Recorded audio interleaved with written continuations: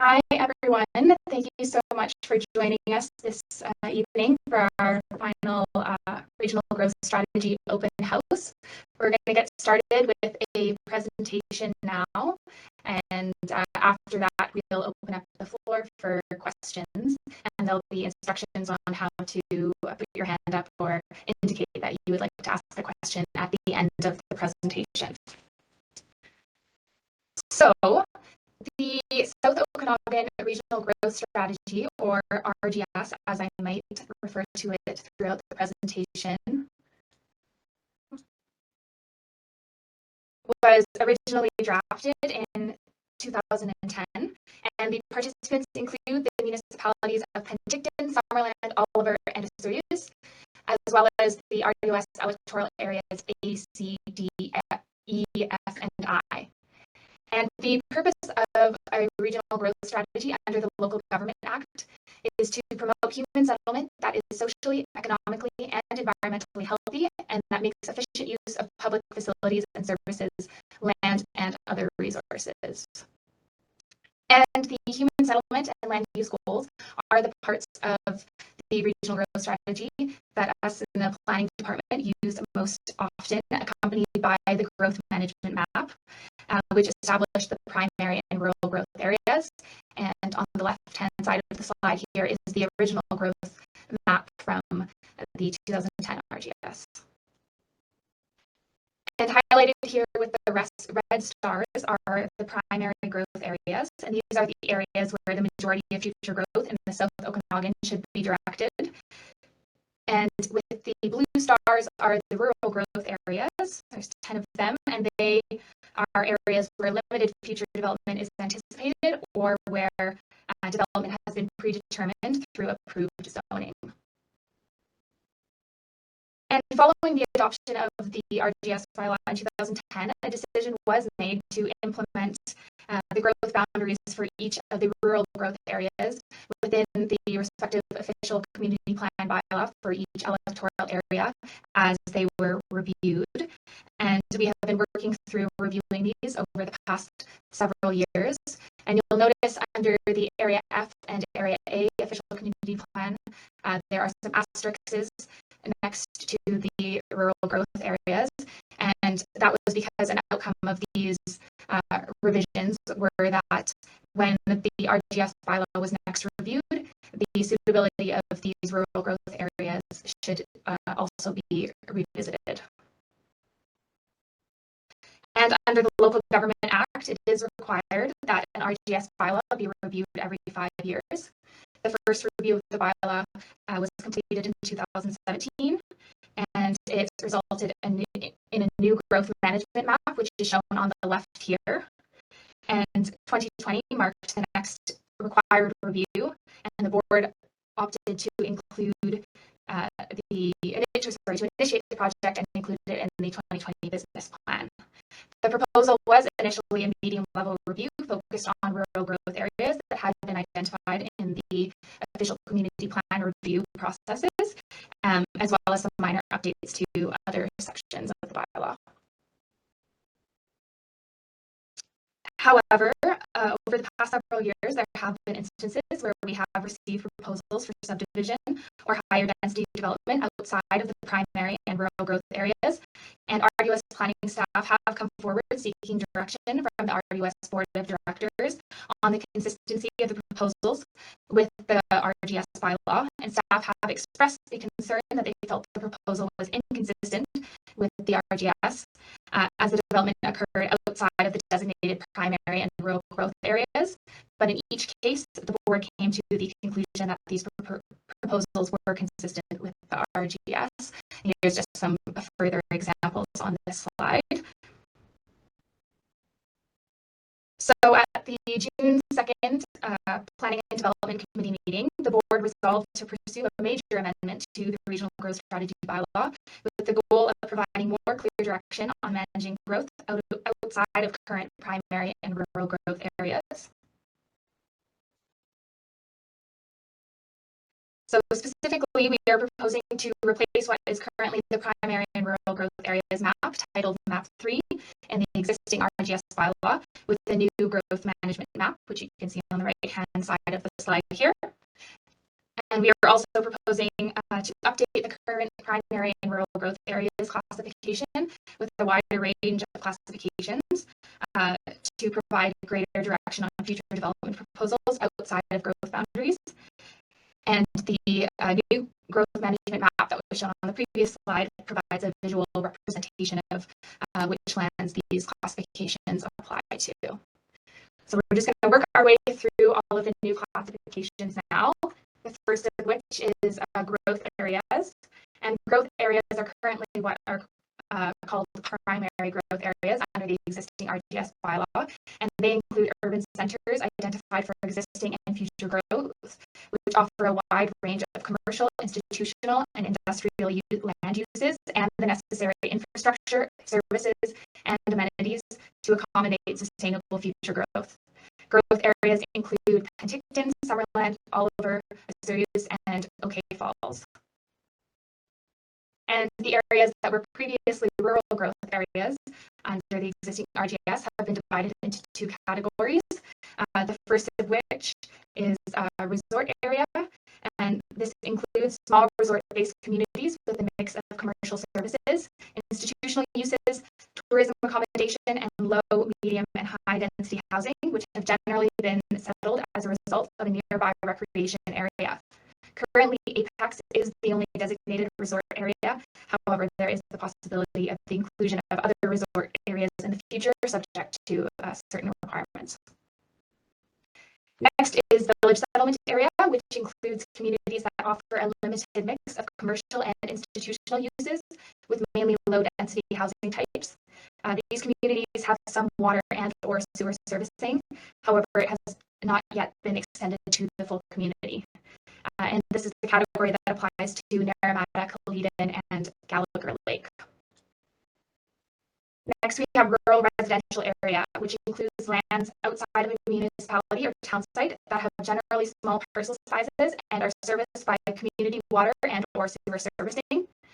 New development and rezoning of lands categorized as rural residential area will be limited to proposals that are consistent with the land use designation of the area under the applicable official community plan, and where existing servicing is available to support the proposal. Rural areas include moderately sized parcels that have on-site servicing.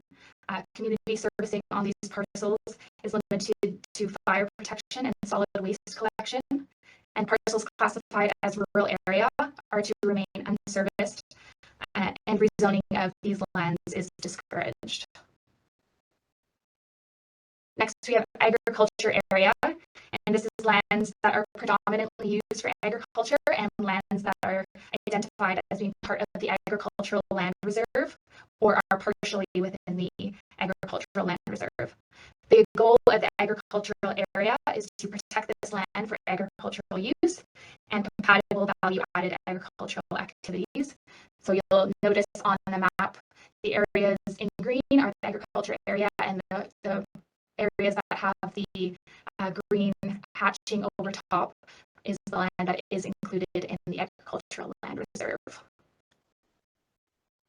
Next is resource area and open space areas, and this category includes various community watersheds, which are identified with the light blue overlay on the map. It also includes crown land, provincial parks and protected areas, environmentally sensitive habitat, ranching and grazing land, land use for natural resource extraction, independent power production, and compatible recreation opportunities. Resource area and open space area land is to remain as large unserviced parcels.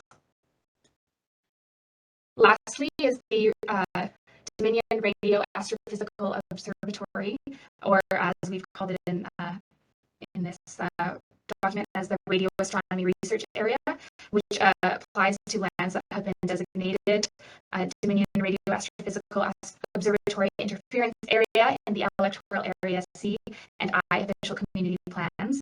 And the goal of this category is to minimize radio frequency interference within this area due to its proximity to the observatory's radio telescope equipment. And we have displayed the radio astronomy research area in purple in our presentation here, just to make it a bit easier to see visually. However, on the growth management map that we are proposing, it will be shown with light blue diagonal hatching. I've included a small image of that with the area surrounding Twin Lakes. And the majority of the area that is designated as radio astronomy research area has an underlying designation of resource area and open space or agriculture. And it is proposed that any land designated radio astronomy research area, that those policies will take precedence over the underlying categories of either agriculture or resource area and open space within, and so that proposals which,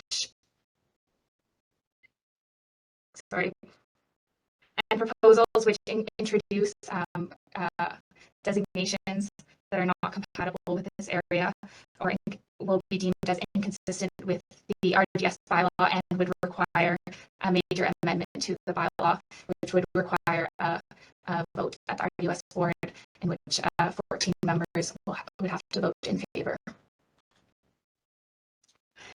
So in addition to the changes to the housing and development section of the bylaw, we're also proposing some changes to the climate change mitigation and adaptation section. And these updates are to reflect new provincial legislation and direction on climate action. Specifically, the RDOS, the City of Penticton, District of Summerland, Town of Osoyoos, and Town of Oliver have signed the BC Climate Action Charter along with 187 other local governments committing to reducing greenhouse gas emissions. And they have agreed to take action to achieve certain goals under the Climate Change Accountability Act, such as reducing BC's greenhouse gas emissions by at least 40% below 2007 levels by the year 2030, 60% below 2007 levels by the year 2040, and 80% below 2007 levels by the year 2050.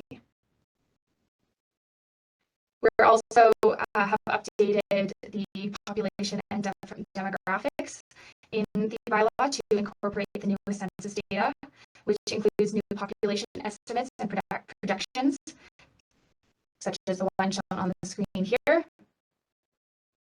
as well as figures describing growth by electoral area.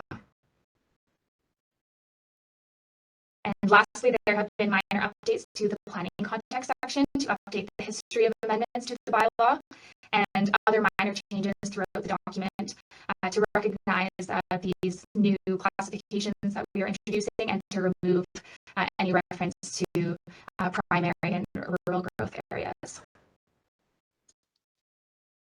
So on this slide here just shows a timeline of how we're working through this project. Currently, we are in the public consultation phase. We have sent out external agency referrals and are waiting on feedback to come in. We have also been out in various communities throughout the month of August at 5 open houses, the last of which is tonight, and seeking input from the public and asking for people to submit feedback.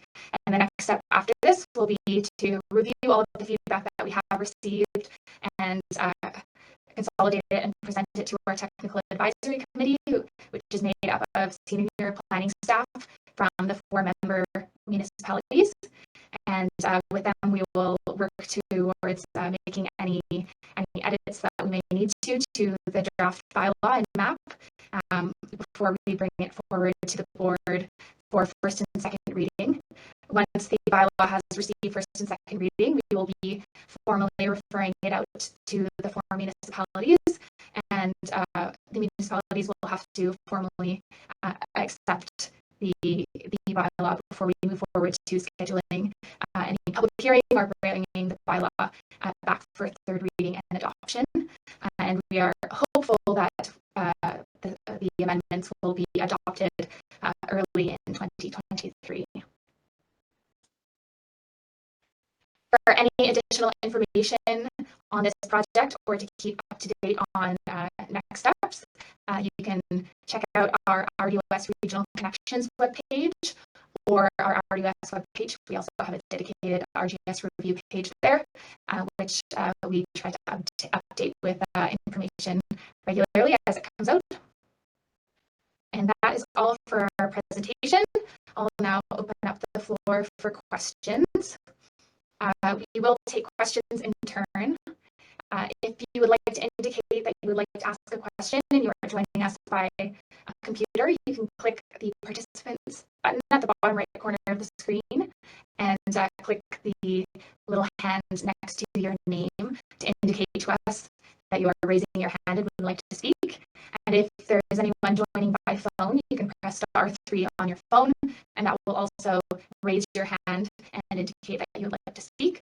And we will unmute you at that time. Once you are done asking your question, please remember to click the raise hand button or press star 3 again to take your hand down, just so that we know that you don't have any further questions that you would like to ask.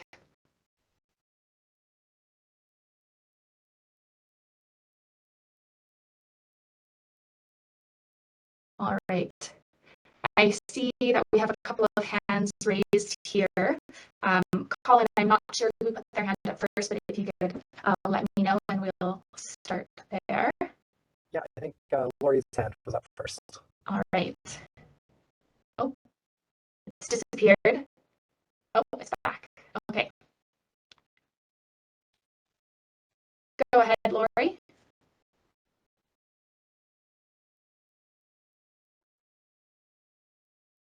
Can you hear me? Yes. You can. Okay. Thank you for doing these and for all the work that you guys do. I filled out a form, a submission form. I'm curious in this action that the RDOS has. How is the process worked on to reduce emissions if we allow pipelines to go in, new infrastructure, which will hook up thousands of new homes? When thousands of new homes are hooked up to fossil fuel gas heating and cooking and hot water, those produce emissions. And 1,000 or more new homes in our area will only increase emissions. I'm not sure. Perhaps you could explain to me how you can increase emissions and reduce emissions at the same time to get down to the targets that the whole province and the whole has pledged to, and the whole world has understand that we have to reduce emissions.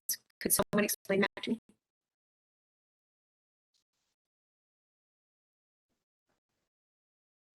Well, it's a challenging issue for us, and keeping in mind that we're local government, and the authorities that the province have given us generally relate to roads, recycling, provision of water and sewer, and we do have the ability to regulate land use. And so the focus of the RGS is primarily on how are we going to accommodate that future growth, and from our perspective, compact, more livable communities that hopefully reduce the need for automobile use. And if we're encouraging higher densities, that is a form of housing that's hopefully more efficient than your traditional single detached dwelling. So that's generally how we approach it. But again, as a local government, we have no authority over being able to regulate people connecting to electricity versus gas versus some other form of power. So. Squamish has an incentive program that if somebody wants to use gas, they're allowed to build a smaller home, about 1,000 square foot home. If they want to have anything larger than the bylaw, the policy is that they must use all electric heating and hot water and cooking.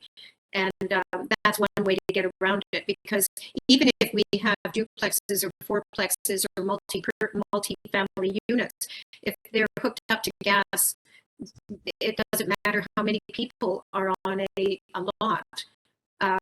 With cars, we're going to have a lot of emissions. So it's great to be looking at the buildings, but the other part is they have to be step 4, step 5 buildings and electric. So I guess that's just my comment. Thank you. Thank you. Thanks. All right, Mike. Go ahead, Mike. I guess I had some basic questions that I'm just wondering about, and things went by pretty quickly. I wasn't too familiar with the previous plan from 5 years ago, and I'm fairly new to the area, so I'm just looking at what I thought I saw, and I'm trying to reconcile that with what I see around me. One of the things is, as I drive and cycle through Naramata, I see a lot of people complaining about this, this big development that was going to be happening there, and I tried to kind of figure out how that could happen, given what I thought I saw on the maps that were shown in this presentation about it not being serviced. Did I miss that, or what am I misunderstanding? Well, if I understand the development that you're referring to, I'm going to assume it's the Canadian Horizons development within the city of Penticton. That's right. Yeah, so under the regional growth strategy, the city of Penticton has been designated as a primary growth area, and we're not proposing to change that with this round of amendments. The city, as well as the District of Summerland, Town of Sawyers and Town of Oliver, as well as the unincorporated community of OK Falls, will continue to be growth areas. And so, generally speaking, when there's proposals for higher density or subdivision under the RGS, we want to see those within primary growth areas. So, Canadian Horizons development, from our perspective, the regional district is within the city of Penticton. I understand they're prepared to potentially service it if they're going to give approval to it, which I guess remains to be seen. But it's in a growth area, so it would be deemed consistent. And I will note on our new growth management map, the boundary for the growth areas is the municipal boundary, but there is a policy directive that directs that within each official community plan for the municipalities and for Area D, where OK Falls is located. They are to draw more specific growth containment boundaries within their official community plan bylaw. So it won't necessarily be the entire municipality where they're trying to focus growth. It can be more clearly laid out in their official community plan Within the community, and so I guess what you're saying to me then is that plan from the Canada Horizons group was really within the district, within the boundaries of the city of Penticton. So it's kind of their ball to run with, since it's basically a primary growth area as far as we're concerned. Yes. Yes. Thank you.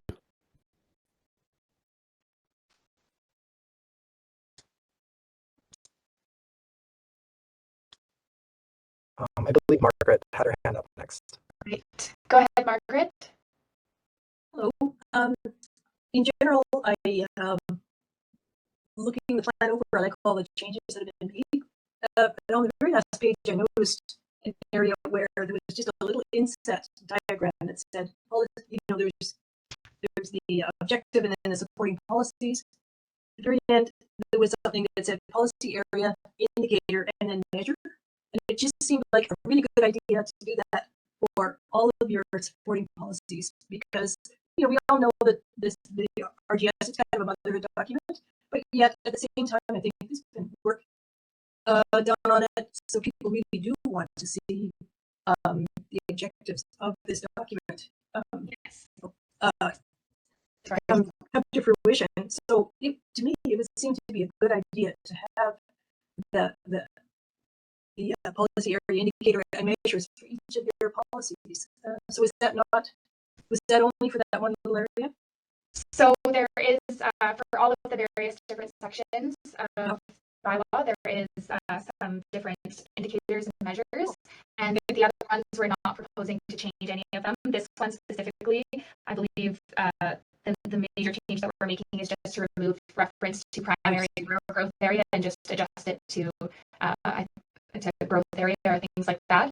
But that's why only that one is shown in the draft document. But there is a full table that includes indicators for each section. Okay. I guess I should have looked at the original document. So, like the other person that spoke, Lori, I'm interested in the climate change section. So, would I be able to find a section there? I thought that whole area of climate change was something new that was inserted. No, it was in the old document too. Okay, Yes. I'll look at the old document then and make comments on that, because I think those are really, are those tracked at all? Is there any process for reporting out on those, say, every 5 years? So the goal of having these indicators and measures within the bylaw is that each year we should be doing sort of a snapshot update where we're tracking all of these indicators and kind of measuring our success. However, because of various staffing changes and other priorities and different things that have happened over the years, we are currently a couple years behind on producing those snapshot reports.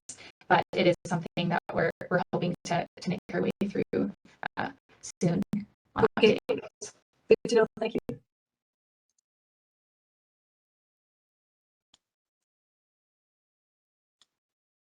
Go ahead, Bridget.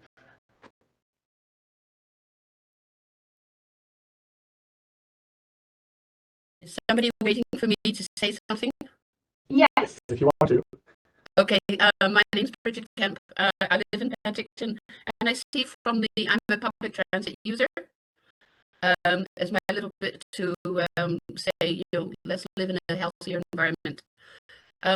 But between Penticton and Summerland and limited in Naramata, what are the RDS plans to help people who live in Oliver or Soyuz to be able to come to Penticton, because there is no transit service on a Saturday in those communities, and that's one of the things that people come up to the buses and say, "How can I get to Oliver? How can I get?" It's a Saturday, and they're stuck, and so they hike or thumb their way back. So, what are the plans within the RDOS and their growth strategy to help people who choose not to or can't afford to have a car? Well, I mean, the bus service you're referring to is at a level that I think is far below the general policy statements within the RGS. That said, and I might have to follow up with you offline because it's a different department within the organization that deals with it, but we do have within our community services department some staff who do work on the transit connection issues within the area. I do believe that we've also helped BC Transit with some of their runs or lines, certainly OK Falls. But in terms of improving access and service, unfortunately I'm not well versed enough to answer that tonight, but I'm certainly happy to follow up. If you want for her to get us, Yeah. Are you on email or? Yes, I am. I registered that when I signed in. Yes. So if you wanted to send your email in the chat box, or email us at our general planning email, and then we can direct you to the correct person who could better answer your questions. I'll put that in the chat here as well. I'll give you a call there for us. But within the RDOS, because you get funding from BC Transit, presumably the same as Penticton and the other communities, you get funds from them? I can't speak to that. I'm honestly not sure. I'd have to research that as well. Okay. The last contact I had with the RDOS related to transit was, I think his name was Apollo. Yeah, he's since left. Yeah, okay, I mean, things like that happen. Okay, the thing is, if we're going to have a climate action plan, we need to be all-inclusive and not leave people by the side of the road because they can't get home. Mm-hmm. Thank you. Thank you. Thank you.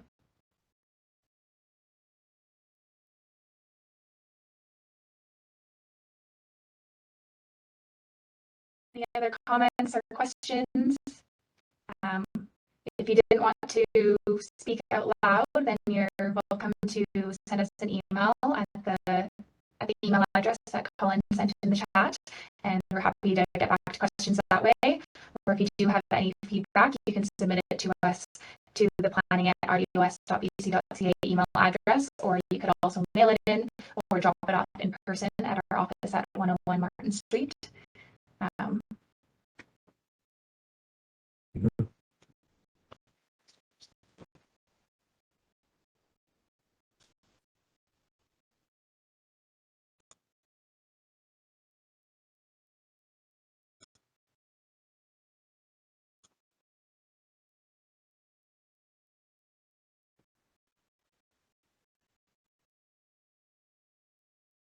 Thanks, Bridget. I'll note down your email here.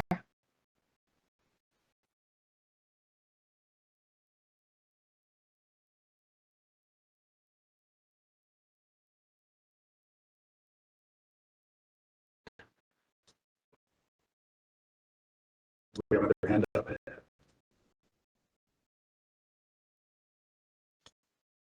Yeah, it looks like Lori's raised her hand again. Go ahead, Lori. Hi. I was just thinking about another thing that I read about densification, and I'm wondering whether there's going to be any kind of regulations about short-term rentals in the whole area, or some sort of licensing for B&Bs, so that people actually have places to live, because we have a very big problem with homes being empty, so there's no community at all, or houses being rented out on a short-term basis, which is also not a very good community, and leaves people who need housing without anywhere to live. Is there a plan at all to have a policy for short-term rentals? Well, the short answer is yes and no. If I'm not mistaken, the regional district, as well as all of the member municipalities, so Summerland, Oliver, Soyuz, and Penticton, all have regulations in place for vacation rentals.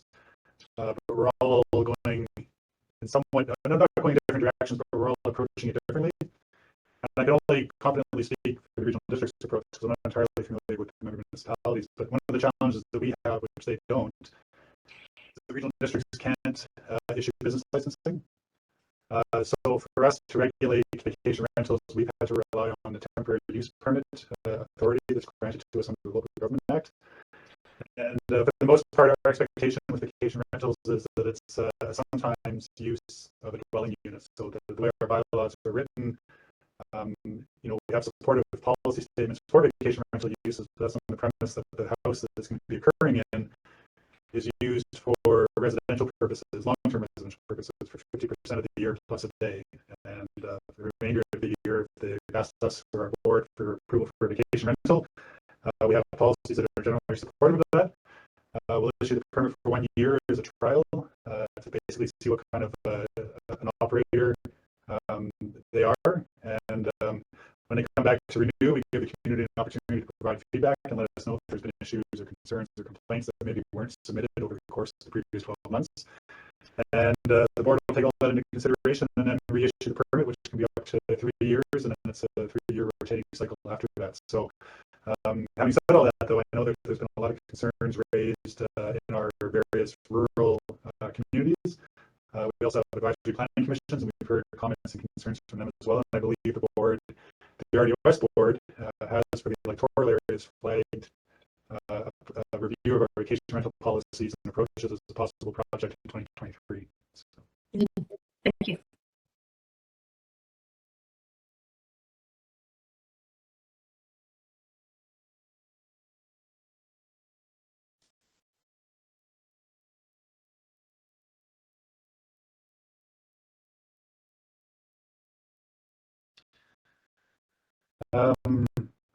While we wait to see if there's any other questions coming, I think just based on some of the feedback at some of the meetings this week, I believe we've asked people to provide submissions to us on regional growth strategy by September 9th. But we realized when we started this process in the beginning of August, that was a 6-week window in which to provide feedback. We realize now that we're at the end of our presentation period, that it's only providing attendees at these meetings a week to provide feedback. So We're unlikely to change that date on our various documents because a lot of them have already been circulated and are out in the communities. But we're treating it as a soft deadline, recognizing that the election is coming up in October, and there's not going to be that many more board meetings this year, especially as our board gears up for strategic planning and budget. So if applications come in even towards the end of September, or sorry, representations, even if they come in towards the end of September, that's fine, just because we know there's going to be a bit of a gap in between when we can start reviewing or finish reviewing representations and going back to our boards. So just to let people know in case they're concerned about the 7 or 8 days that we have left. So.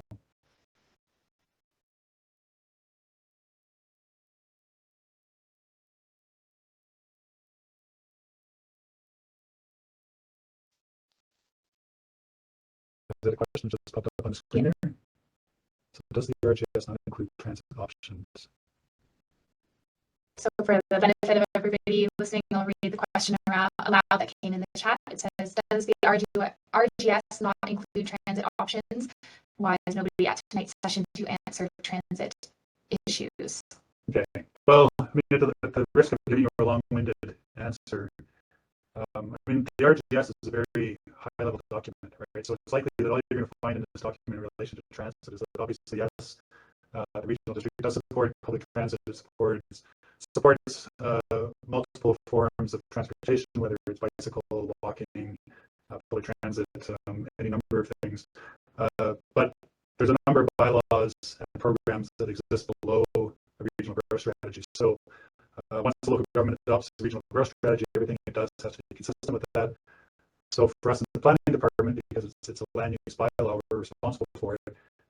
We will then update our official community plans for the various electoral areas, taking into consideration the communities, where they're located, their size. And we try to tailor more specific transportation policies to those communities. I suspect Penticton, Summerland, Oliver, and so used to do the same. Obviously, there's going to be differences because those urban communities that might have, particularly Penticton, more in the way of transit services. For the planning department below, our official community plan is in our zoning bylaw, our subdivision servicing bylaw, and the building bylaw. You're not going to find too much in the way of transportation in there. But as I indicated earlier, we do have other departments within the regional district. So there's a community services department. They deal with parks, recreation, trails, and I believe they're also responsible for assisting BC Transit with the improvement of transit options, primarily within the electoral areas. And I think we might have some joint agreements with some of the smaller municipalities. But again, I apologize, but it's a different department. And in the context of the RGS, getting down into the nitty-gritty of bus routes, scheduling times, that's not really where the RGS is at. It's at a much higher level. But yes, as you work down within the organization, there will be people dedicated to that task. And we're happy to follow up. Bridget, if you want to throw some questions at us by email, and we'll see what we can find out for you. As I said, Paul's no longer here. I'm not quite sure who's picked up the transit files, but I'm happy to follow up and to see what's going on and get back to you with that. Another question from the chat is, where is the best place to provide feedback? And that would be that you can submit it to us by email to planning@rdos.bc.ca. You can send us a letter in the mail or drop it off in person at our office at 101 Martin Street. Those are probably the two best options. We had a question about that last night at our meeting in Penticton, and I mean, by all means, we're happy to receive email submissions, and it's probably our preferred way to receive it. And if you send it to the planning email, every single person within the department receives that email, so you're pretty safe that somebody's going to get it. But we do try to acknowledge or provide a receipt for every email that comes in. So if you submit electronically via email and you don't hear back from us, please follow up and try again, or just confirm the email that you've used. Because if you haven't heard from us, there is a slight possibility that we haven't received it. Another question in the chat, will there be more and safer bike routes from Penticton to Oak Falls and Summerland and Naramata? I think that's another question that probably we can connect you with the correct person in the community services department who's working on transportation issues to follow up on that issue. Yeah, and just to put a plug in, I'm not sure where they're at, but I know our community services staff are working on a new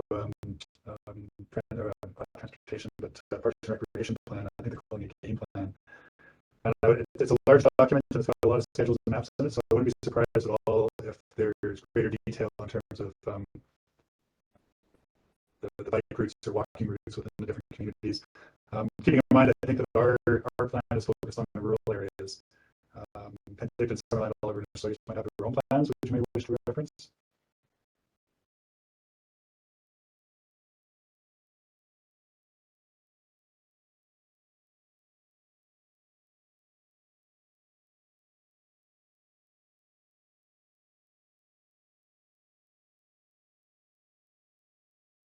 Okay, sorry, I was just catching up on your questions here, Bridget. So it's where you're asking about accessing the RDO's website and seeing no link to regional transit services. We'll put that on the list, and again, I hope I'm not sound like a broken record here, but we'll check with our community services staff and get from them the webpage with the most, I guess, applicable information that you're looking for on this, and respond back.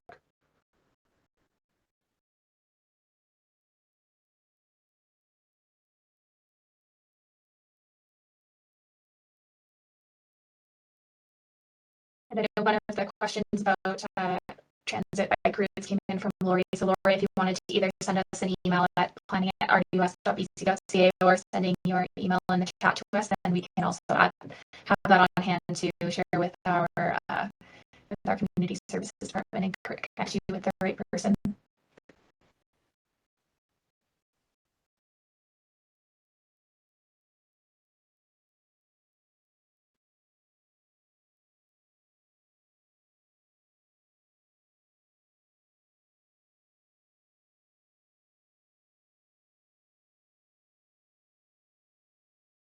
Okay, well, I think we advertise this meeting is running until 8:30. So Yeah, that sounds 8:30. we're happy to stick around if there's more questions coming. And as Fiona said, if you're not comfortable asking in this context or forum, by all means email us, or you can even come to the front counter of the RDOS and ask for either myself or Fiona. And I think we actually rushed your introductions at the beginning. Oh, so that was a good point. But yeah. My name is Fiona Titley. I'm a planner too with the regional district, and this is Christopher Garrish, who's the planning manager. So we've got Colin Martin, one of the staff who's helping us behind the scenes, and I also see that Director Pendergraff, our chair from electoral area A, is also in attendance tonight too. So yeah, so we're available. Yeah, I guess you can phone us too. So phone, at the counter, email. We're happy to help and try to answer any questions you may have after tonight's meeting.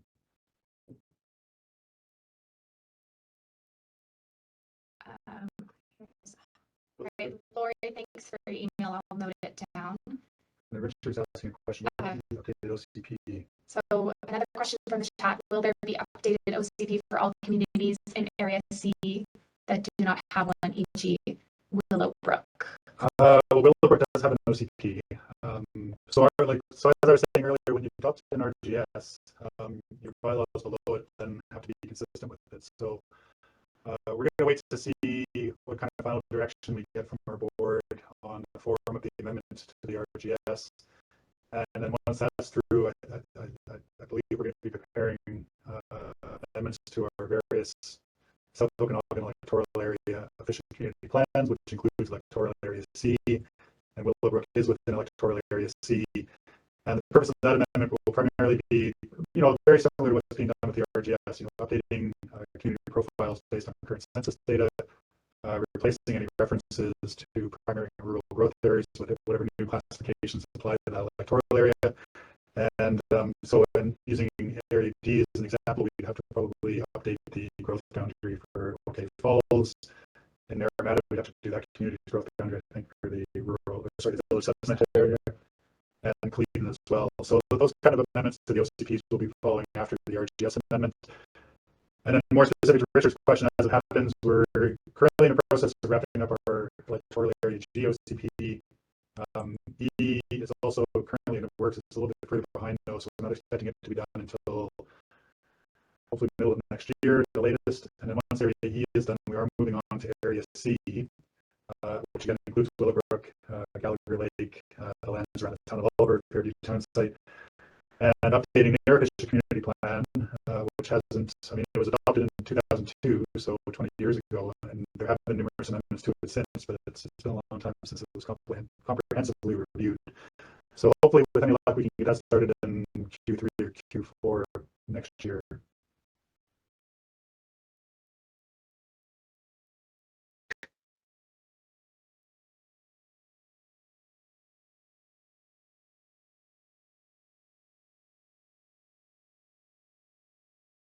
Colin, have you seen any questions in the chat that I may have missed, or have we captured them all? I believe you've got everybody. I think Richard's was the last one. Great, thanks. Maybe we'll send our planning email in the chat one more time, just so it's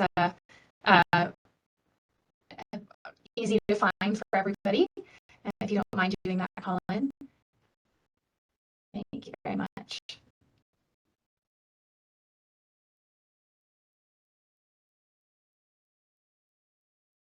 Okay. Yeah, I know we committed to 8:30, but maybe we'll just hang on for a few more minutes and maybe call it a night around 8.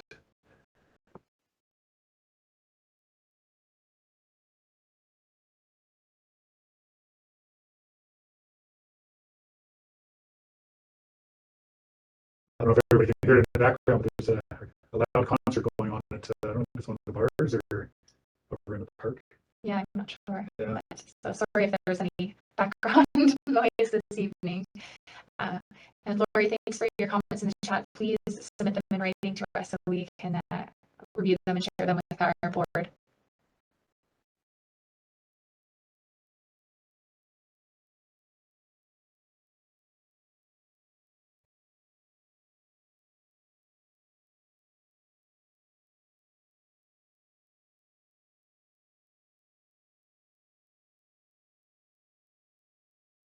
I know there's so many people here too. I'm just trying to think of other things we can cover. I'll put in a free plug for our Voyant, what we call Voyant Alert, which is our email notification system. So, like I know we in the presentation encourage people to visit our web pages, but another option that you might want to consider is if you sign up for our emails, text messages, or phone call, you get to pick which one you prefer. The regional district sends out notices that way as well, about upcoming meetings and events and stuff like that. Sorry, just step up for a second.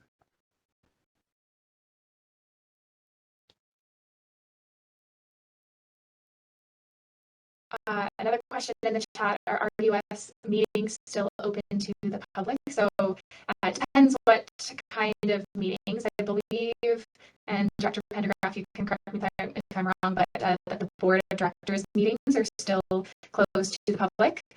But other meetings it kind of depends on the department, and but it should be indicated in how they're advertised, whether they're open to the public or not. Generally, most meetings are open to the public to attend. People can attend virtually, though, to all those board meetings. Yeah, many meetings are being held in a hybrid option as well, so people have the option to choose as well.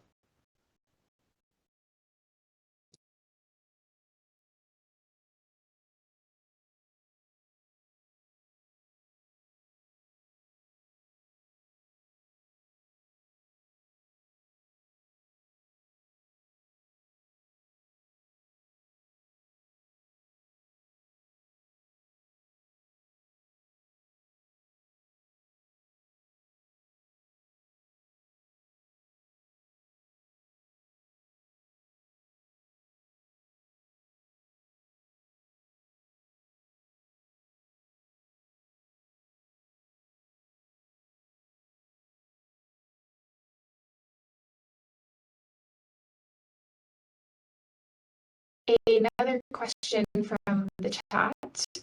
Are there plans to put in more electric vehicle charging stations in the RUS? Again, to repeat what Chris said, that would be something that our community services department would be involved in, and I personally couldn't hazard a guess as to whether that's included in these updated plan that they're working on, but I'd be happy to connect you with somebody from that department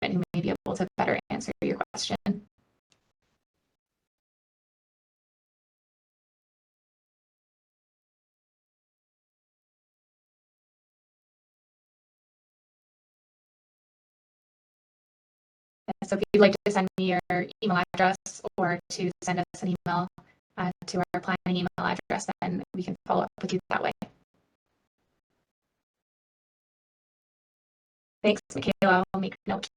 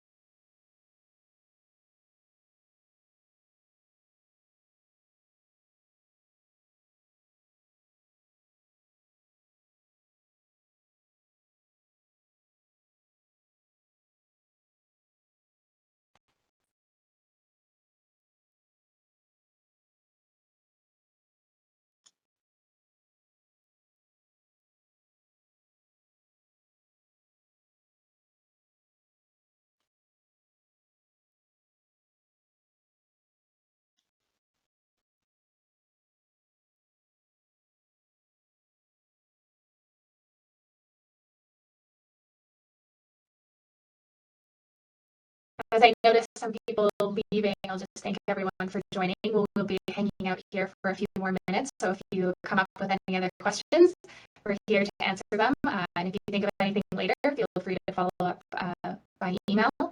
And if not this, just thank you so much for joining us tonight.